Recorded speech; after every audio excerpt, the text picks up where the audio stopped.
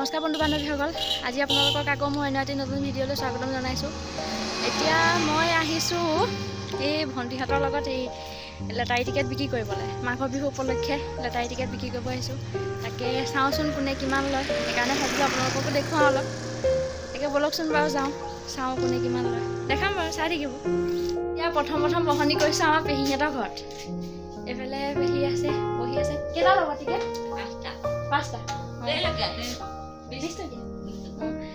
এতিয়া পেহীয়ে ল'ব টিকেট, প্ৰথম বহনি 5টা ল'ম বুলি কৈছে। তাকে টিকেটকেইটা দি লওঁ, চাই থাকোঁ।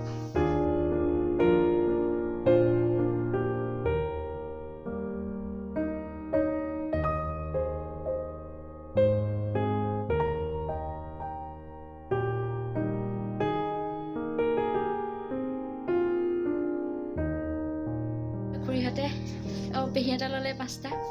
তাৰপৰা আহিলে এতিয়া পেহীক দিছোঁ। আৰু এইটো মই লৈ ল'লোঁ 100 টকা।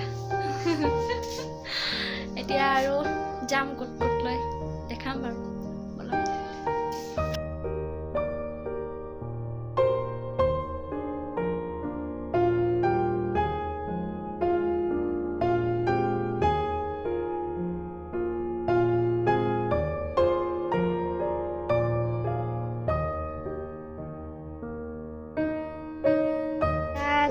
আহিলোঁ বৌহঁতৰ ঘৰলৈ। তাৰপৰা বৌহঁতৰ ঘৰত বৌয়ে ল'লে, ইফালে দাদাই ল'লে, বৌয়ে ল'লে, দুইটাই মিলাই লৈছে আৰু এটা। বৌহঁতে লৈছে এটা।